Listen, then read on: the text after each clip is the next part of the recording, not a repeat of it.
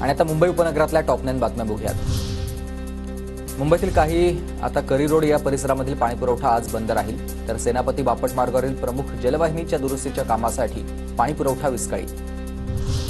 नवी मुंबईत आज संध्याकाळी पाणीपुरवठा बंद राहणार। जलवाहिनीच्या देखभाल दुरुस्तीच्या कामासाठी पाणीपुरवठा बंद राहील। नागरिकांनी पाणी जपून वापरण्याचं आवाहन।